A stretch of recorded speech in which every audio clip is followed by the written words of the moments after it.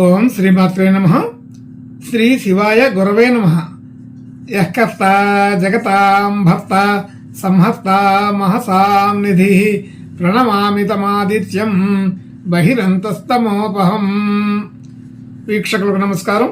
నేను మీ దేవులపల్లి రామకృష్ణ శాస్త్రి, ఆర్కే మాతృశ్రీ తెలుగు జ్యోతిషపరమైన యూట్యూబ్ ఛానల్.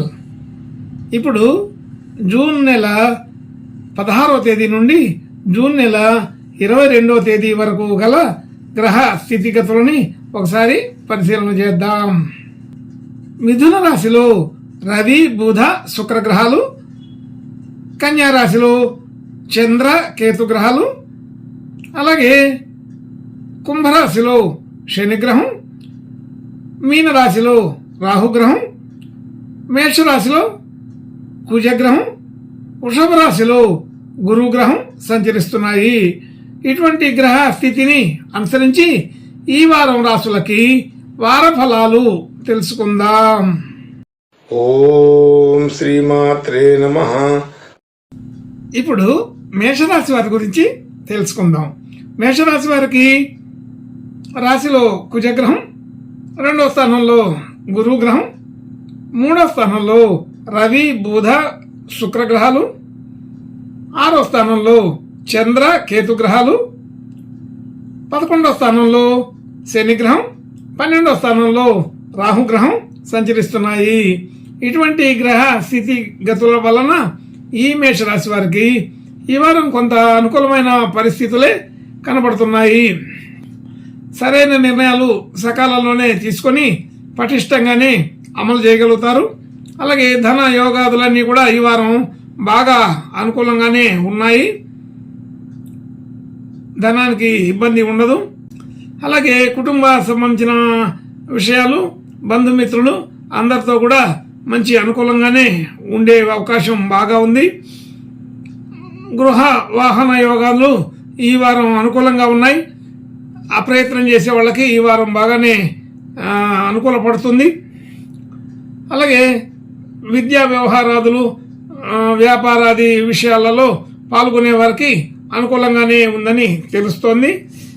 రుణ సంబంధించిన విషయాల్లో రుణాలని తగ్గించుకోగలుగుతారు. అలాగే సకాలంలో సరైన నిర్ణయాలు తీసుకొని రుణ సంబంధించిన విషయాల్లో మంచి ముందడుగు వేస్తారు. అలాగే మనకు రావాల్సిన ధనం సకాలంలో అందుతుంది. మనం ఇవ్వవలసిన ధనం సకాలంలో ఇవ్వగలుగుతాం. ఆరోగ్య విషయంలో కొంత అనుకూలంగానే ఉన్నది. పబ్లిక్ వ్యవహారాల్లో కూడా మంచి అనుకూలత కనబడుతోంది. అలాగే భార్యాభర్తల మధ్య బాగానే అనుకూలంగా ఉంటుంది. కొత్తగా పెట్టుబడులు పెట్టడం, కొత్తగా ఏదైనా డిపాజిట్ చేయటం అనే వాటికి కొంత బాగానే అనుకూలంగా ఉన్నదని తెలుస్తోంది. అలాగే నూతన వస్తువులు తీసుకోవడం, మరి గృహోపకరణాలు అలాంటివి తీసుకునే అవకాశం ఉంది. కొంచెం ప్రయాణాలు చేయవలసి వస్తుంటుంది. అన్ని విషయాలు కూడా కొంచెం దూకుడు స్వభావం కనబడుతుంది. దాన్ని కొంచెం తగ్గించుకుంటే అనేక రకాల విషయాల్లో అనుకూలత కనబడుతుంది. కాబట్టి కొంత మరీ దూకుడుగా కాకుండా సాధారణంగా ఉంటే సరిపోతుంది. అలాగే భాగ్యస్థితి ఉన్నతంగా ఉంది. భాగ్య సంబంధించిన విషయాల్లో, ఆర్థిక సంబంధించిన విషయాల్లో అనుకూలత పెరిగింది. గతంలో మనం తీసుకున్న భూమి మొదలైన విషయాలకి మంచి విలువలు పెరుగుతాయి. ఉద్యోగ స్థితి, వ్యాపార స్థితి, వృత్తిపరమైన విషయాల్లో అన్నిట్లో కూడా మంచి అనుకూలత బాగానే ఉంది. ఈ వారం ఆర్థిక పరంగా వృత్తి, ఉద్యోగ, వ్యాపారాది విషయాల్లో బాగా ఉపయోగపడుతుంది. మనం చేసిన పనులకి గుర్తింపు కలుగుతుంది.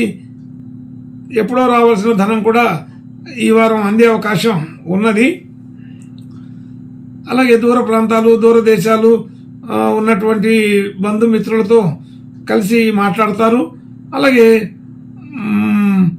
మనం కూడా అవకాశం ఉండి వెళ్ళే వారికి ఆ ప్రయత్నాలు ఈ వారం ఫలిస్తాయి. అటువంటి దూర ప్రాంతాలకి వెళ్ళే వారికి వాహనాలు నడిపేవారు మాత్రం కొంత వేగం తక్కువగా వెళ్తే బాగుంటుంది. చిన్న చిన్న సమస్యలు వచ్చే అవకాశం ఉంటుంది కాబట్టి వేగ నియంత్రణ పాటించండి. మరి దూర ప్రయాణాలు సొంత వాహనాల్లో వెళ్ళడం అనుకూలం కాదు. కుటుంబ సభ్యుల ఆరోగ్య విషయంలో కొంచెం జాగ్రత్తగా ఉండాల్సిన పరిస్థితి కనబడుతోంది. ఏదేమైనా అన్ని రకాల విషయాల్లో కూడా ఈ వారం ఈ మేషరాశి వారికి మంచి అనుకూల స్థితే కనబడుతుంది. ఆర్థికపరమైన వృద్ధి కనబడుతుంది.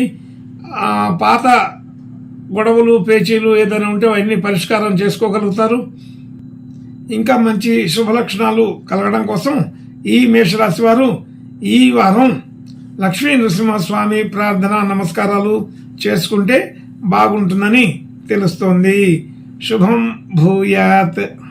ఓం శ్రీమాత్రే నమః.